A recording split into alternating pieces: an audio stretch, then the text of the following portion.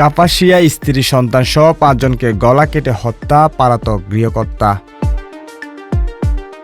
গাজীপুরে কাপাসিয়া উপজেলা রাউতকোনা গ্রামে একই পরিবারের 5 সদস্যকে গলা কেটে হত্যার ঘটনা ঘটেছে।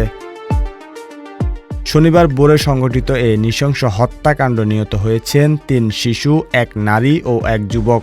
ঘটনাটি এলাকায় চরম চাঞ্চল্যের সৃষ্টি করেছে।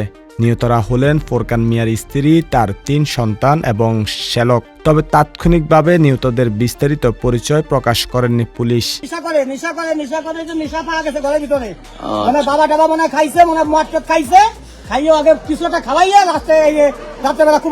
গ্রিলের মধ্যে 2 হাত বাঁধা মহিলার মুখের মধ্যে কষ্টিপ লাগানো, দেখলাম 2 হাত বাঁধা গ্রিলের মধ্যে মহিলা ঝুলিয়া রয়েছে।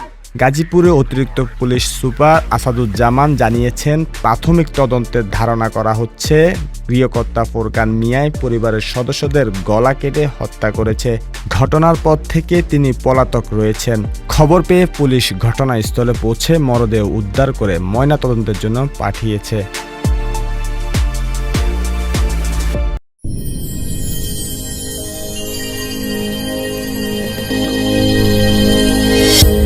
ভিশন 24 দৃষ্টিতে বিস্ময়।